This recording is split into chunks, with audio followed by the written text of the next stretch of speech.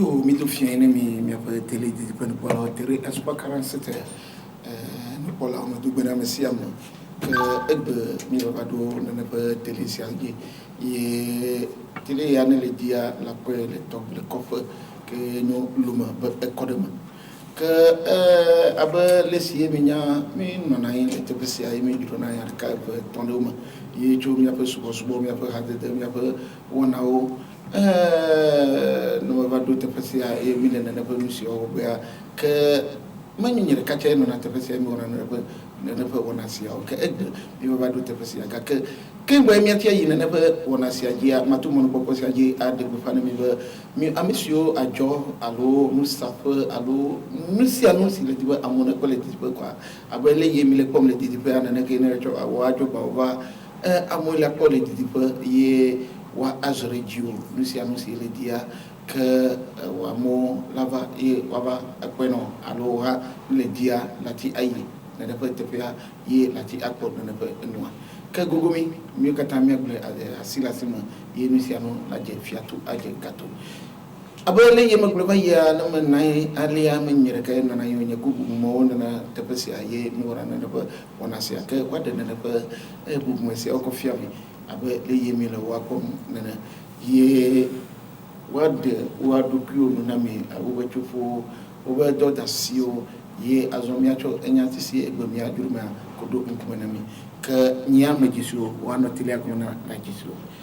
mado wezona mi yokata lo yo eke mi papa moto ya ba moto fo de bio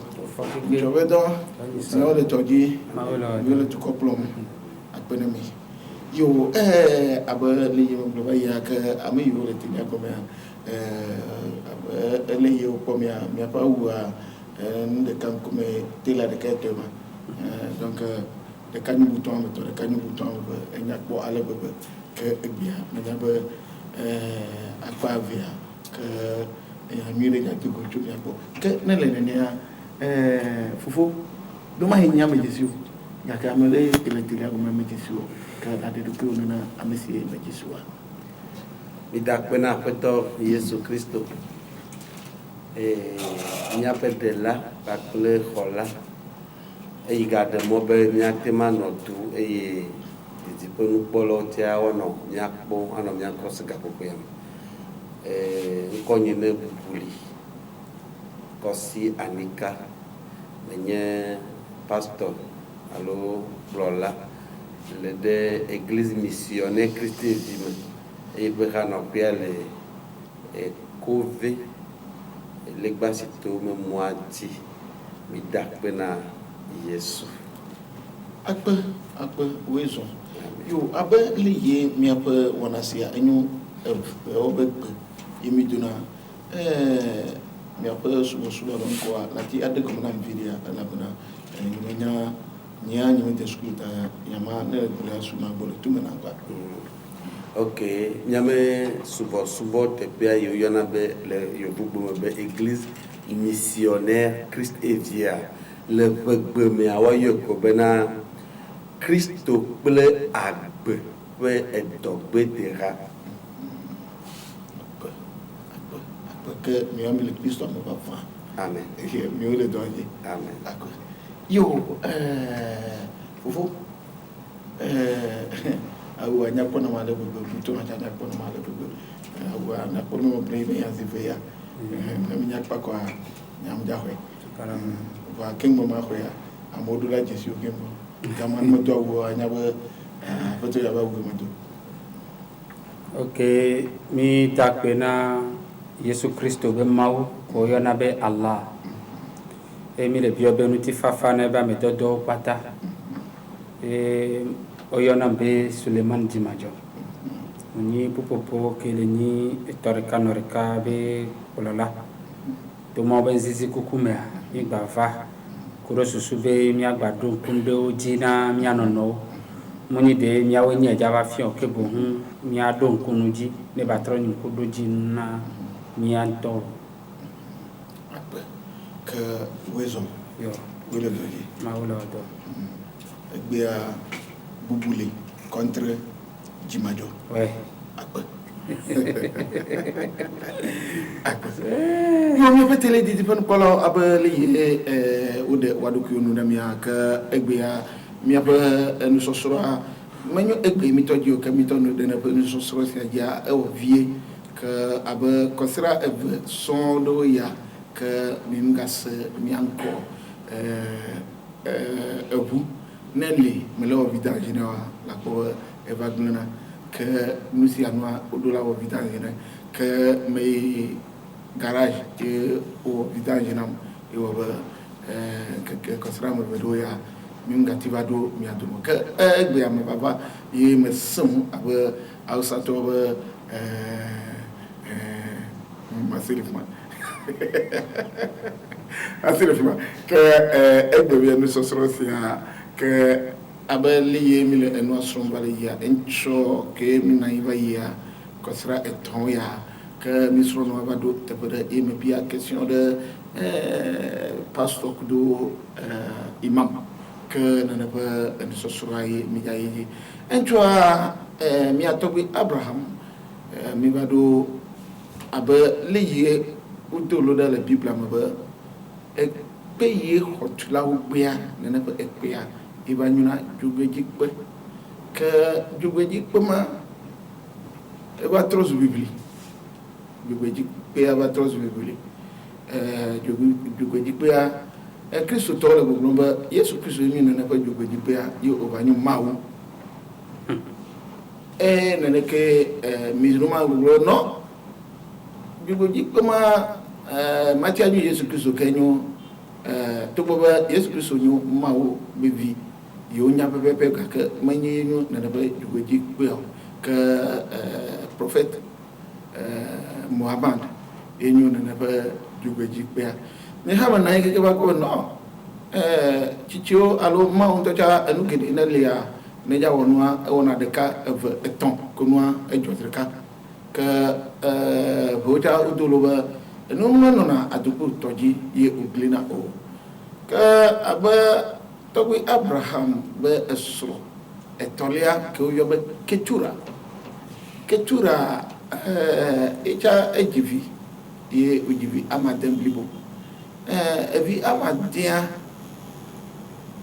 keke basre gbeya uja mi man dunan ko tetio bibla ma ne paso ja ponua ketura me vi anto ja ma dunan ko de kapetetio zigede to go be paso ponu de ka va trojima que ne mai kari di ba pastor de jabe glomo ya ko le ketura be bio ba ya glomo ne ke ne ba no fia imam zikere ne mi ponu ketura be bio adu ko glana ba ketura ba hu de surameton to bi able ham de surameton que via vimoya ni ma ti ponu no chuna wanti o que ne ba visio awunyo to bi Abraham ba alime vidiji elabna imam globa mai yira wali me vidijo e to paso ha na ne fa yasia enye ke egbia na ketura be via ama tole ama chite be eyenyo ekpeye hotura ogbea de wa globa malemu elabna Yesu Kristo be eleyi gake amade alo nuya gbogbode alo amade ja va le ibe me betuma que Kristo to globa enyo obokokoi que nyama ko be ketura be viarka e do lava que egbia wa kontinam na manyaba nyasia nyo prophète Mohamed alo Kristo ya alo tonya ketura be via que na mia asen ko que abe leye mija nyaja que matoji cho pastor bubu le ebo pastor bubu le ketura be vio me dibe mase nden koma ida pena peto Yesu Kristo ne nya po mu to ketura me vio ntia nya po Mose magbale gbanto eta blave voato wa nya kre to pupu gbanto akoyire pupu amen cho pupu gbanto akoyire ama ade pupu ama ade gbanto akoyire asis obena Abraham ga kplɔ nyɔnu bubu yi woyɔna bena Ketura. Abraham prit encore une femme nommée Ketura. Une femme. Ye miaɖo ŋku dzi bena une femme le Hébreu gbe mea enye Isha megɔme koko nye be srɔ̃. Ɔte yɔ nyɔnu yi ke ti ɖo srɔ̃ ɖe megame. Ɔte yɔ tse be Isha le Hébreu gbe me. Ekema ma yi nu xexlẽa dzi. Elle lui enfanta Zimran, Jokshan, Médan, Madian, Gisbak et Pasteur Medekuku nganglobe yawo. Isha. Wati ayebe yono sie edo sron be gam. Yono sroto gobia leke yone le tepema. même de nemi ko même yo vogbe alo nyame bebea nyɔnu tovona nyɔnu esrɔ̃tɔ nyɔnu na te kpɔ ɖe mɔdzi na te kpɔ ɖe dɔme na te kpɔ ɖe afi ɖe sia ɖe yi ke megɔme nye be ɖe srɔ̃ nyɔnu yi ɖe srɔ̃ nyɔnu yi le tre woyɔna be nyɔnu eyi ke gbe dzo ɖe ɖetugbui nye megame koa alo yovo gblɔna be adolescence edzo ɖe ɖetugbui nye megame koa ezu nyɔnu le nyame ʋegbea gbalogbaloo nu tita le ʋegbea mea ne nyɔnu yi ke ɖe srɔ̃ la woyɔnɛ be nyɔnu srɔ̃tɔ nyɔnu yi ke meɖe srɔ̃ la woyɔnɛ bena nyɔnu maɖe srɔ̃ alo nyɔnu trenɔ nyɔnu divi woyɔnɛ bena nyɔnu vinɔ nyɔnu me divi woyɔnɛ be nyɔnu konɔ kema gɔmeɖeɖi aɖe nyame ʋegbeme xoxo la ɖi sia mi bena wome ɖogbe nyɔnu megɔme nye bena enye srɔ̃tɔ nu ke ta megblɔ nya ma ɖoa le nu xexlẽa me mi da ƒoe ɖe me wode vovototo me ɖe nu xexlẽa me yi ta megblɔ ɖo. Ok, de elabena ne hã kedi be ma ase gɔme elabena le xlẽnua le yevu gbemea me se femme le teƒe ma ke ŋgbe le va de egɔme na le Hébrewtɔ be gbeme ne ma ŋuti me kedi be ke ne amea nye srɔ̃tɔ gobia le Hébreu gbea me eŋkɔ kae woɖo la yɔnɛ elabena mi tɔdzi zi ɖeka meɖo la nɔ ŋɖo gɔme se ye matsaka me akpe. Ok, ne mi le dzi ya ma ana mi esrɔ̃me nua c'est-à-dire épouse alo époux de Hébreu gbe me ne mi le dzi ma ana mi vɔ me de kuku be mi kplɔm ɖo ne magabu enya ɖe ke me kɔ kɔ nɔ le kuku ame velia mea woyɔ evia me ade evia me ade bena ye Ketura parce que Abraham prit encore une femme nommée Ketura. Abraham ga kplɔ alo ga di nyɔnu de woyɔna be Ketura. Elle lui enfanta Zimran, Jokshan, Médan, Madian, Gisbat, Shua. Elle dit ame ade ye Ketura dinema. Titia oyo Jokshan engendra Seba et Dedan. Et vit que me dit Velia et dit viro yana bena Seba que Dedan. Et les filles de Dedan furent les Ashurim, les Letushim et les Lemim. Et dit Dedan ira dit Bubo yo nye didime ameton. Les filles de Madian furent Epha, Epher, Enoch, Abida et Elda. Et Ketura mezi Enelia meziwa yewo nye didime ame atɔ yi ke me Ce sont là tous les fils de Ketura.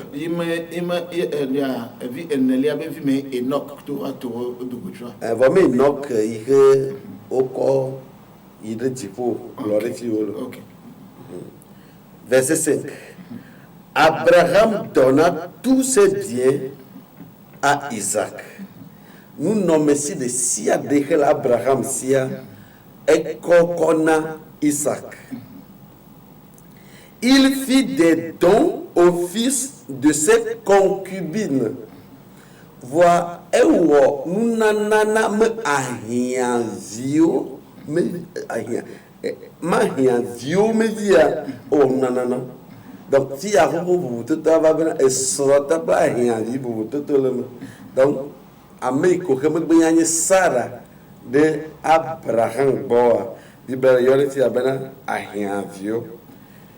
Et comment nous dit et tandis qu'il vivait encore, Abraham Galagbéa,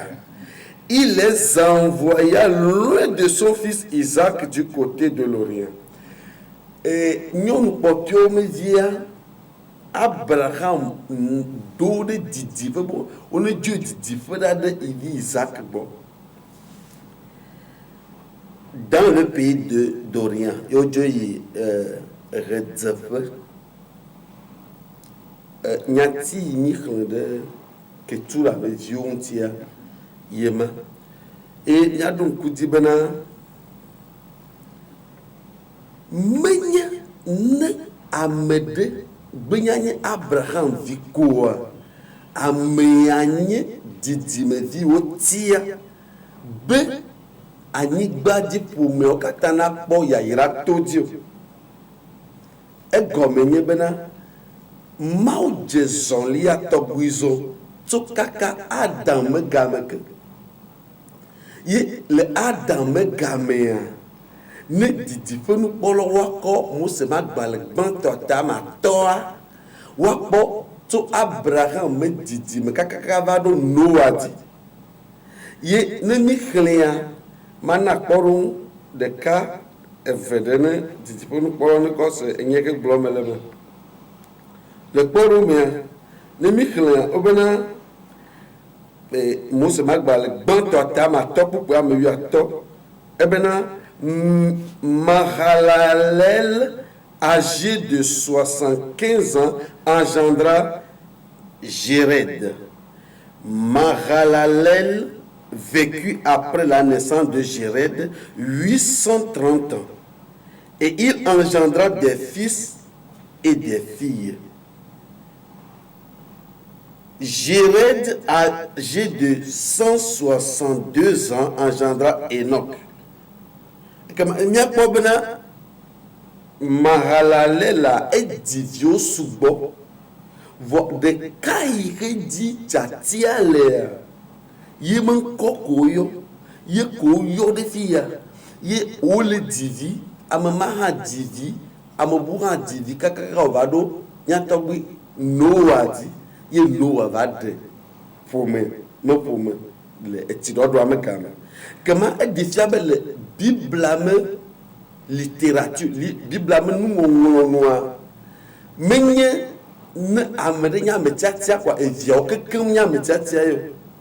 Gakia le eziao domea mauchana amede kade yentodo betodia anibadi pour me okatan wapo de Nyatin pole Jacob ble fofo Esau me gameje le Esau me gamea eye Deborah ividigea edivieve Esau e odigban a emebea eva di Jacob ko di Jacob voa Bible mautia Jacob Voque metia Esau, alors Esau,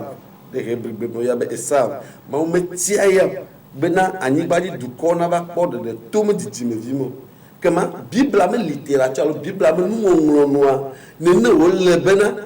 miatem so bo jotso America me voa mia que mi manye a metia tia et tan babla y va globena apostolo Paulo va globena menya mesia me joto Abraham ya inya Abraham vio menya mesia me joto Israel ma yenye Israel comme yebna chatia yele no popo paso maja jole go kaka maja va trova va go me goduma la bana nyare le e nyama go sego mo miro ela bana mawu alo togwe bikita mabla ya malek mo Abraham togwe Abraham mahi mava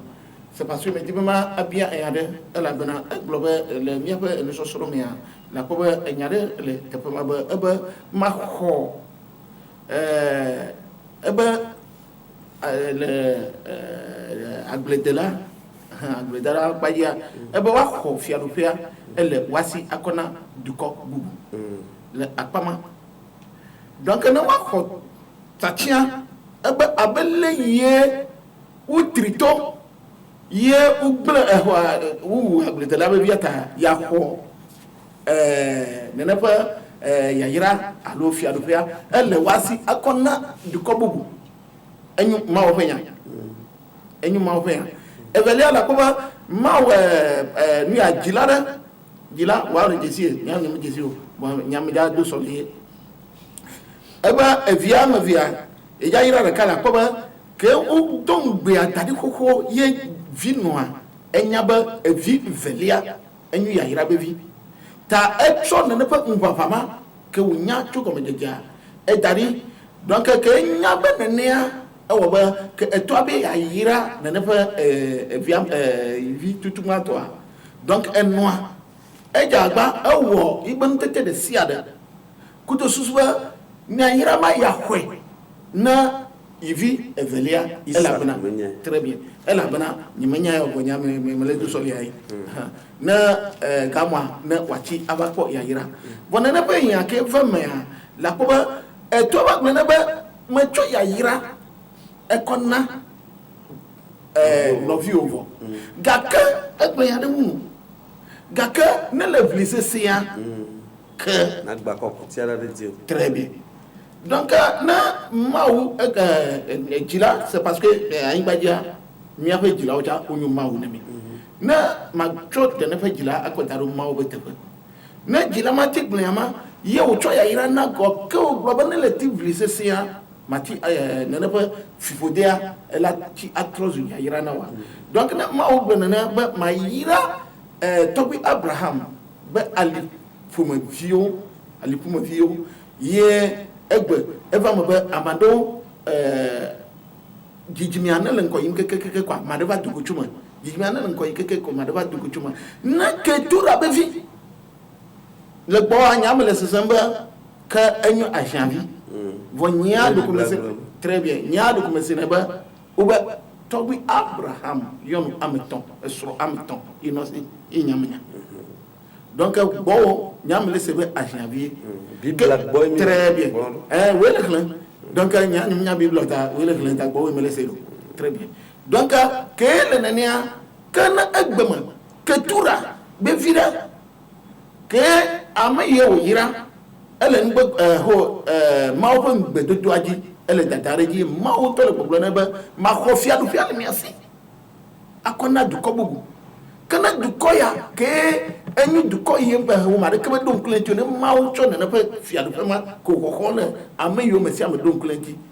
o la ko ne ja de ma tia ba cho ne na pe du koma me da ko me da ba gbo ela bana me no bo jijira kamiacha eta wa nonti bu le jaba don china nyeku jiji pe no bola Imam Suleiman ma va gbo ketura be viu ela bana o ha le biblim ba yonu alo via amekotia yenyu prophète Muhammad donc nous kata ye potia lanyu prophète Muhammad ela bana de ba ye wo mulobe voa mi le Muhammad avant ko se le jijimiama mi le de ho via tutuba en ko se le jijimiama ke voa ketura me viu ya mi me se na ke tuna gbo nous kata yo le nana Yo ba mi ada pena ma unu sekatato ke na mi monu papo yemi gbado eyi ya mi kuro susube mi adende mi ne ba kona to jino law ne mi ade avole ayevo ke o so bible ava o troso be gomede de so perintina vo o gble o do menene va eyi va ki am supo sende gomi mi podin kele jora ne oyi agbale kokoyami Toutoua né au port Genèse 25. Genèse 25. À partir de verset 1. À partir de verset 1. Que o le yo que tout rabe femme. Ko bon femme le bois. Notre Genèse 16. Genèse 16. So verset toutou bantoa. Toutou bantoa. Pardon ameton. Pardon ameton. Oyo Sarah de femme. Autre yo Hagar de femme. Oyo Abraham nyon toutou banto abe femme, nyon vegot abe femme, nyon tongot abe femme. Fifia. Madako la tiak le tepe manama. Fifi Jen. Obéri. Genèse 16 verset 1. Sarai, femme d'Abraham. Sarai, femme d'Abraham. Oui. Ne lui avait point donné d'enfant. Elle avait une servante égyptienne nommée Hagar. Et Sarai dit à Abraham, voici, l'Éternel m'a rendu stérile. Viens, je te prie, va vers ma servante, peut-être aurai-je par elle des enfants. Abraham écouta la voix de sa femme. Alors Sarai, femme d'Abraham, prit Hagar, égyptienne, sa servante, et la donna pour femme à Abraham. Ole globeri. Abraham, Sarai, Keleni, Abraham Esron. Eleni Abraham Esron. Mudivineo. Edo ebe bovide koyona be Hagar. Yebe sonna Esron. Etona suragba tobe ke Yehowa tu vidi donye matin diviore. Maso ape bovinye no ne ade. Ade agbala blen. Ombe adjajan, ombe de désaro de viadio. Mi yabe Bible te berodi a janvier le Bible me. E copine le, concubine le. Voix fille aux femme pepe kozana Abraham. O mo fille ami kwa me de ke le so me de so le na Abraham. Va ola disala gbala me o mo le ja po fi ke o le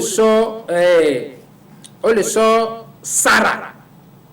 Abraham le de Sarah. Va o défi que Hagaria o le son et bene dia o le jakpo le funu fifia aux femme na metoi fifia que Bible avale de no gomea ko va do femme kota que le yiketura o le globe Abraham sobe que sinon nous que le sia pata sona evia non loto que le ni Isaka ye benanu ebe evio egobe eba janvier be vio aina onu Yovo le tibe mia sende gomebe Isaac oso kesino nuna onwuro be oso be mau be kesino nua eleni ihe mebe nu bebleo ora kesino nu ke Abraham le dia eleni amikela le mau subo e gomele dibere enu kebeta kuroto hono le Genèse 15 mea e tamde kuro mau le Genèse 15 mea Genèse 15 wa be nu kebeta odon be Genèse 15 mea Autrement, Genèse 17, verset 7. Genèse 17, verset 7, ou Abraham, au moule jadou maou de pépé sorto vona enye, maou de kao.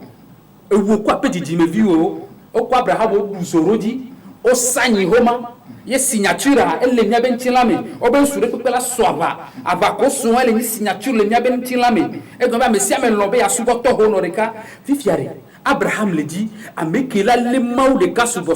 et l'héritage qui Maouba me donne le dit. Et dit, Genèse 15, mais Abraham le globé, mais les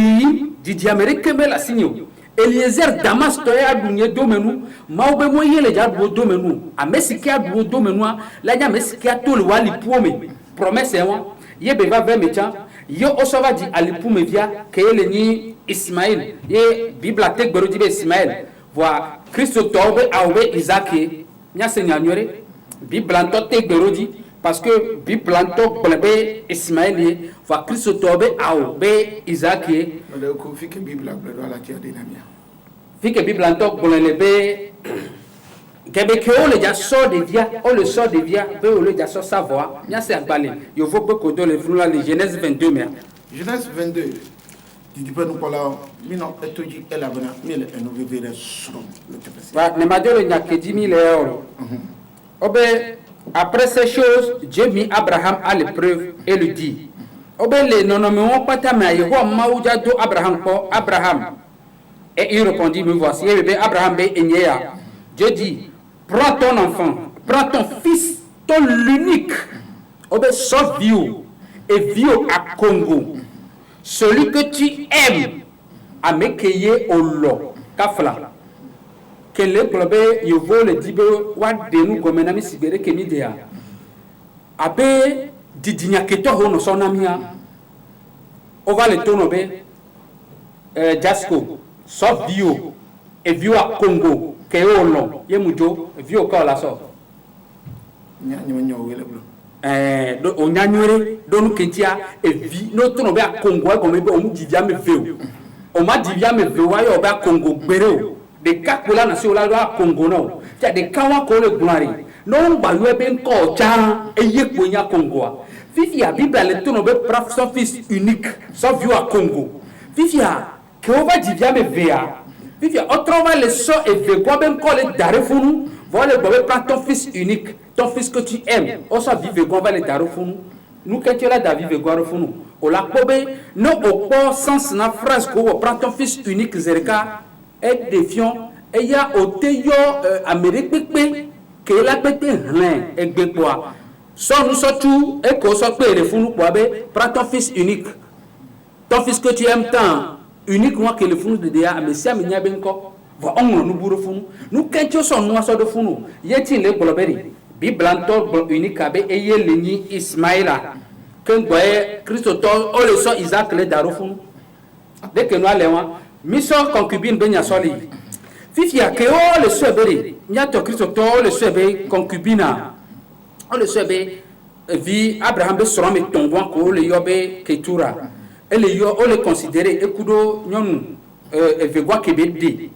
yele ni Hagara on le considérer be wa o le ni concubine go be o le ni ajanvi ora togbi Abrahama amekoko kebenia manya mekela do ayi nyonu bo vivivo allo ma de nyonu pobela nyonu bo bible le gobe comme Dieu m'a rendu stérile, que tu veux te donner? Je te donne ma servante pour femme. Ma soeur Bovine n'en a deux. Peut-être aurais-je un enfant à travers elle. Dohi, ma levi, ton nene benoume. Elle le wabe eseme. Elle le Mésopotamie abe seme be nene belewan. Nous que on a sorti do jesi, yo la nyaberi, nene belewan. On la troi kaka ngodo meno va ngodo nene belu va joro Abraham be togbe yo vire kaji. Elle ni Jacobo. Jacob wa be nyayo bio ola so va parce que enya le funu wa pata wula na nyako le funu pasteur ke ko wula na nyako le funu donc que ti nous kele jole didimi wa me ma wo be doubler le Jésus Christ be didimi ke le ni Isaac be didimi e go be Jacob ke e me Jésus Christ to le e de nyonu e de dada ku novi ku abe bon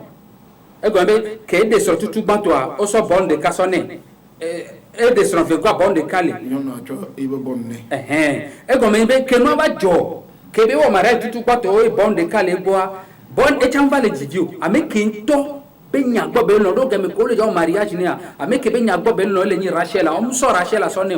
ko wo mariage o cérémonie avoja so Rachel ne o va so dada le ya so ne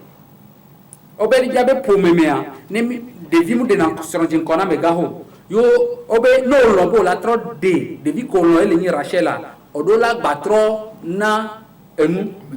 ametabianu awo dona mi pe amandrin e mira gbaso no elon fifia o eba de devi dada kuro no vivo bon le wasi devi kebe nya gbo be le no mu le didio ele ni Rachel kebe nya gbo mu le no le ni Léa e divi tutu gbanto Ruben, Simeon, Lévi, Juda, et via men nebedi. Que disait le cas chaque fois que vous avez dit, que dit via men newa a me que mutele divioa et beri. Et troyi et nous que Abraham wa et ye togbe viwa chavalobe et que ho tu vis dans le jamaso boyi non a de zil bilha ne o divia bani tonye e be so na e cha divia me vi ame acha ke ngba tro le divi o acha tro so be bon vegwa zilpa sona e cha divia me vi fifia le Israel vi o mea e go mi be ahia wa so se be le wo be nu popo mea ahia via me vi o divi koro Israel vi o me vo mu yo na de pipi Israel vi o me be o nya ahia vi o vo no ba do Ismael tepea o bona be Ismael le ni hasivi vo ne be ba do wan tepea o bona be ni o ni hasivi donc e lu ke jole funwa e to jole Yesu Christo be didimeme mato tere funu apa e jole Yesu Christo be didimama apa mais bien il y a des pasteurs et na ya la va trop y dinami Imam Suleiman ouais apa le ba e vi a Congo le boa kudo enu ma de dia nya miame ye mesese bon e vi a Congo no global Congo e fion ba e vi de ka le Tingolo gakme mawu le ngwedoma la bana mawu men jesimi kengoye ovajimi e men nyame kekenya nya pa tada be ekela de mawu en asia mejiba ma se comme cho mio kuvu katambia bo de mawu manya be nene penusia ejajo eye nene penusia kejoa no kata e mawu ele poplomba cho evio a Congo no kata ye ole jojona ela bana mawu nyanwi daba Abraham kose tobe fufu me blanu kuo ba wo jijimawo kata wasubom ye mayira wo jijimo kata ma onyanni de Abraham Yesu Kristo ejawa jocho Abraham pumama ma onyanni de ba Muhammad ejawa jocho Abraham pumama la bana le tigbe de gbe Abraham pumama nu kata ye mawo ele boklomba evi a Congo ye mi amaboto mi le bobotem nenepe emisiama ye commence ça mele su asino ela bana mawo enyaso bla Abraham no do de yono bla vacha nyama nyaba ibe jigima viwe donc mi do la va de gomnam la nko biada agbono ela bana no bia yama miabu miapa enya ba afo pastor mele ebo tro de gomna ye pastor na de gomna na ma te fada meka enya imi wo mo ba afima wadiba bia de gomna ela bana efia Salomon ma onyale nami nyanyamba ede young alofa amaton a janvier alofa amadre madaku inyatima ede young alofa amaton leke hebrew bema oyo nenepe dedema ye a janvier leke hebrew bema alo hiladoma uyo nenefa amoa ela bana nyati vite kuda dum fima nyamala egomsemo le tobi Abraham be fima le na manyaba a javi tofu na eson leke fia Salomon be esro de dia ke wo le debu tutumo ba yon alofa ameton nosi ye a javi alofa amandre nosia fima le ja konchiram ne manya nu yo na be sro le mawo besu osumoma nkudo nu yo yana ba akiabi me de kuma le bo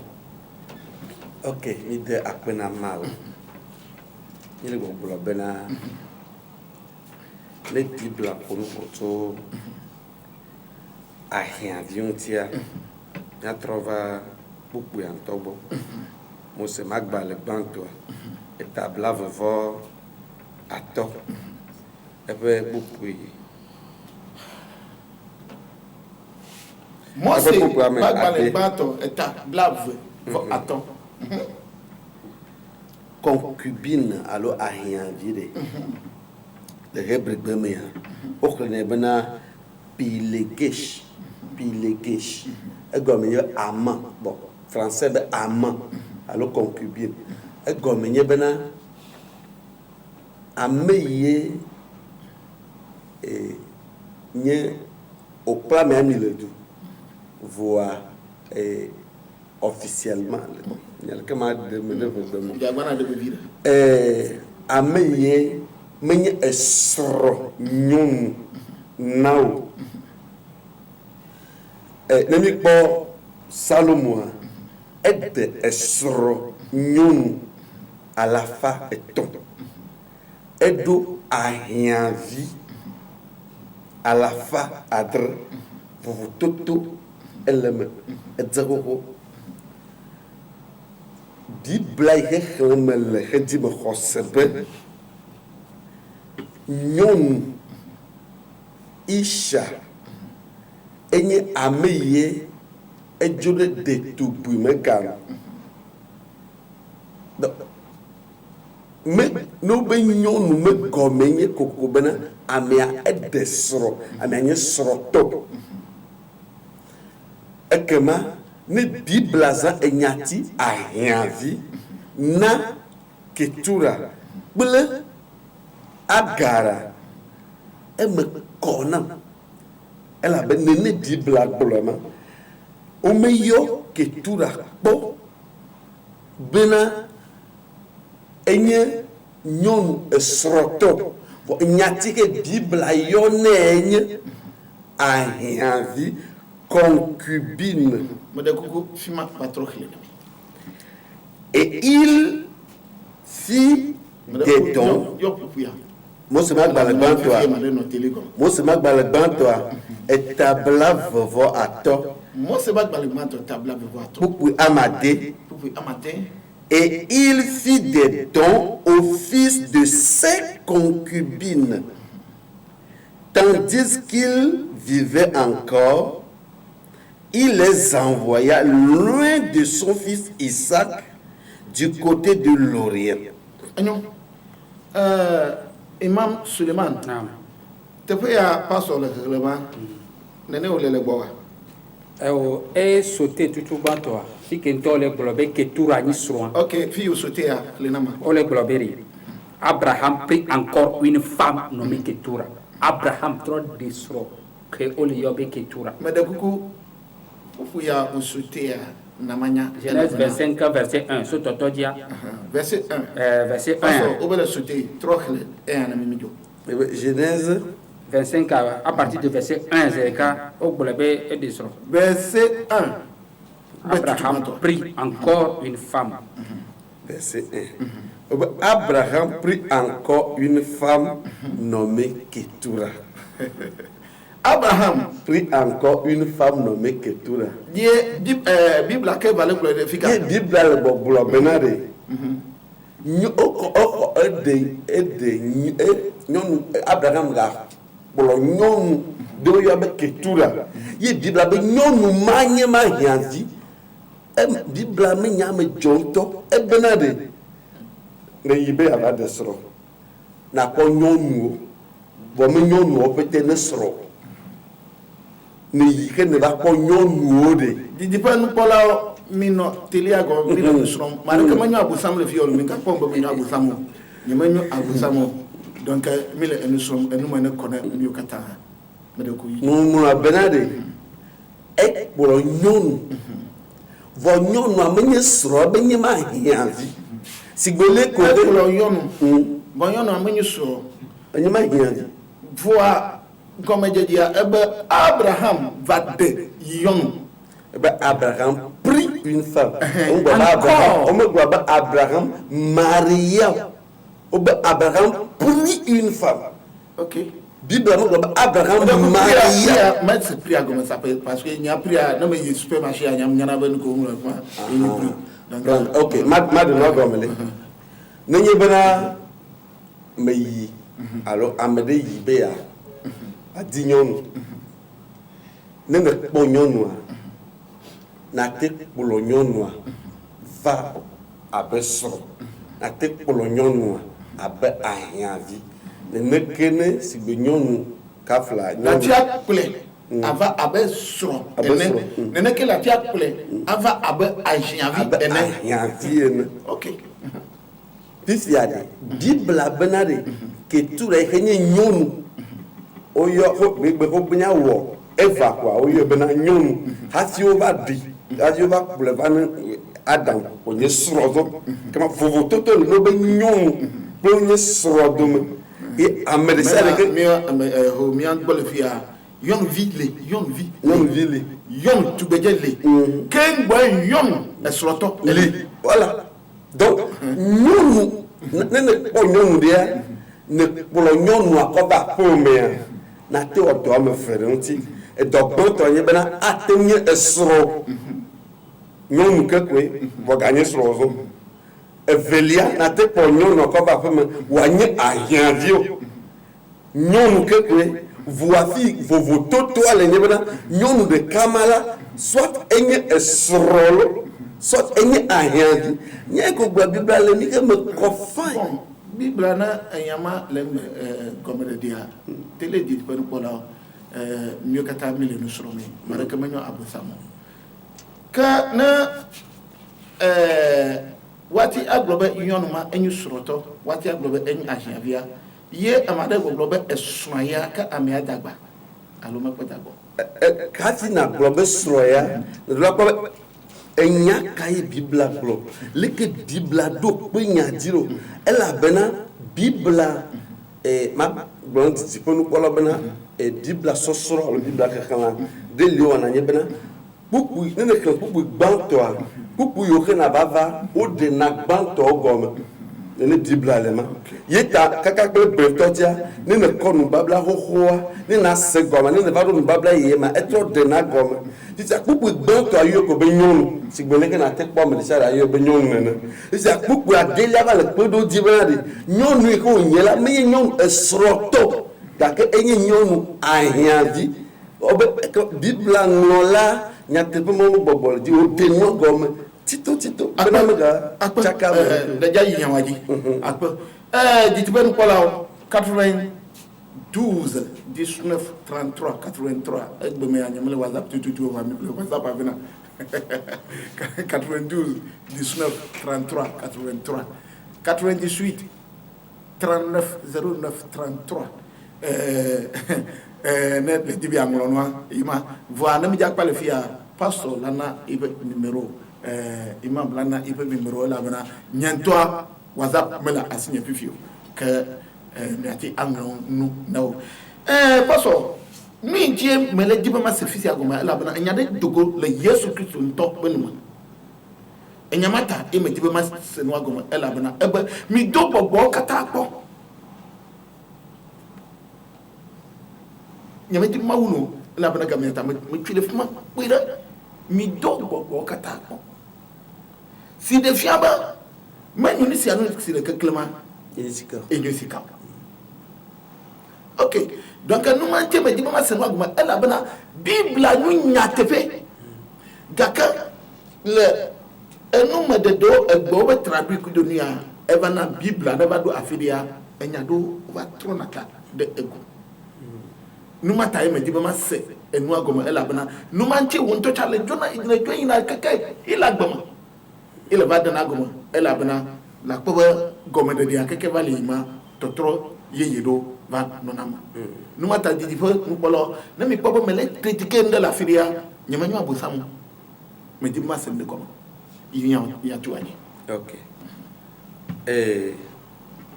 nyonu ihenye esrotore le hebrew bemeli o khle bena raya raya okay eni marié ameke tesro meke ameke menya hiavio menya nyonu ko la be nene dogo ke enyu yoni fi obiata nyu soto nene dogo yi bo metiade ne do motore na te ponyo noza na ide yovea wapofa agba bena esrote na ga yo nyonu bubula o ma de nu mona o ga bena mesrote yo kama no be nyonu la de ko nya se gombena nya po bena le ko trozik pe de nyonu ka fumedio srotero ahiazielo alo nyɔnu ye ekari ke mo kpɔ kui ha de o ya Gamiata, on a pas mis que ma cotonomia, midi lui suede, qui quoi. Imam Suleiman, Mega, bon, et pastor, mais ainsi, ou le problème là, on a laissé. Il est au halal de Gomanam, elle a bana, n'y a pas le Nyatia comme un somme du tout, elle a bana, Bible. Genèse 1, elle est au Abraham va pour yon esloto, que Uyonaba, Ketura. Donc, voir Bible que voilà blomba à Javi. Ni me dit fima me dit ma signatia comme na makoba Bible egbe kayo le tetem de ne pas nyonu ametonya ke uyo le gomme de ba unu sroto ke ngwe nkogwea Bible va le gomme dem ba en a Javia me de kuku na gomme de le egbowa ke na manya o yare ni nu ke me ko o globeri Abraham prit encore une femme e gomme non de le sang e be baba le de pe wa fifiare me grande fifiaro pria mi de gomme na ni se gomme parce que ni anu le so so me ko pria ma e gomme ele se ko la go ba so non de ka e gomme e so non de ka de ken gola ba se ya gommeri il veut bébé Bible ami fi ken to de no go ko be veut bébé le dori o gobe eye Abraham do de son e son o go le bébé Bible ami ni so ni mi bana ne so bébé Bible aba kama ela ko be e son yo ko on gba hian vi le fio ne ahian vi ami na ko kama mi anto mi be gba mi no be hele ko la di do to me na me si ami e go mele ni be o be Abraham to gba mi ko me ke be nyo le ko Abraham me ke be nyo ho se to be fofo ne e wo kenu be Abraham ki ho se to be fofo va le do janvier o di bi Abraham be pepe me odidi be ebe pepe me nu ke nkume benye o mu le pompo so amesi amenji kpo le fi ma mere pepe kpo nti o le pompo le fi o be hoseto be fofo o be hoseto be fofo be so ajavi va bible to le tono beri bona nyi mo so ajavi fi ya ko be nya mo nugo e wa vivie o le ko vivia mi ama nyu mo nu fo benye Abraham o gbere o beri ke be ki wa maula pompo donc ja no ko Genèse 26 a mari maule bone beri Abraham wodo yebe gbedas yo yebe seo ne beni be wodo gbedas yebe seo buro yebe nonome o pata Abraham wodo dia de ne beni ba janvier be soirée maula tino be wodo dia mama te bone be wodo be la ke globa ebe mado be nouveau yi me pene be nouveau les c'était pas ma quoi contexte que me maula glonia wala ne mdo en quoi te pion par contexte que me bela brela moi be contexte me mi le don que ti tobi Abrahama mate be so nu illicite alors nous que nous Dieu matin wo OK mijo donc oui de quoi elle a Yesu Christ pour moi le church comme que o be mo nous voyons nous voyons et pour moi mo du fin mo be hevio si jo du fin ce jour ou autre jour maintenant voyons mo nous voyons o le quoi on a sous que les filles non sous que les filles o le quoi n'y avait pas de quoi les victimes et que a josoui oh senya kele ko ken be mo le dona senya ken ja gbon la o ma gbo ke ba josoui et comme les libérer ko so bible bari o le de bible gomebe ko kan so de ko la de bible gomea de gome ko ro susube Yesu va ku e bo nous ken ti o les victimes e ko ba josowa ye le nyiwa donc il y a ti ko le flo le gobe nyonu yo poto nya janvier do nu kentia wa be didimi o mate ba ni e nu kento le di wa ye ti o to ji so funu zere ka o le to janvier be nya o gbogbo ka ke ngola ba gbo e nu ke wo o keke wa va no so nya o hlen o ko esi be ko gbo ni fama o mate gbo na to bi Abraham be e do janvier la eno Imam Suleiman gami ale chitel mi adi Imam Suleiman oba Sarah eko iba kosivi et fi abaye besubori oui konna esuma iba fu urujasi que la anyati amabi odari elle abna Sarah yele cho yonwa kenyu kosivia elle na esuma nchwa etwene be esuro na esono bakpaji ade leke udena sono do ekone obabi ataya alo ekone ko ye udofuna jivi mudaku na afuma enjone me va la de komana egbe gamia chite le mianti ye miako egbe be enyatia va sedo tepesia ke mile enusromi na edo tepedia nyama le dukwa be azipima le tepea ke na do tepedia nyama do laktrike kutusuzba na enugomana wakona miokata keminga bomba menu abusamo nyabo mamu bomba menu abusamo pastor bomba menu abusamo ke uha ngapom na no ngakpo ganyana baba ami atroza abusamo mede kugare miano enuso yo mi wado nu na mi apa enuso sra ami no te technique ayo tracing no ndi yemi se mi apa le didipia uye ko ba fofovi trale jore kaje Frederica ye tracing no ndi le te pama ye na mi ba mi apa didipia no pomo ajia mele do vide ta no be enko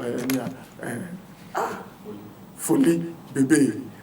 tabi kami domo ye do te fama e o tracé e monti que na mi va mi apa ayin no te pesia mi apo buto pastor li que mete bubunchio que na mi jole fima mi apo mia pulola imam Suleiman Jimajo e egbe akra le mi apo no sabrantio que na mi jole fima mi aba akwama amole fima zanga mi atamati ayo banko nyam yonko ba dupama jasko mi ato mi avi mi afufo egbe mi se le tepesia eva yi enjo kuraba mi anai le tepesia mi asomo akpena mi agloba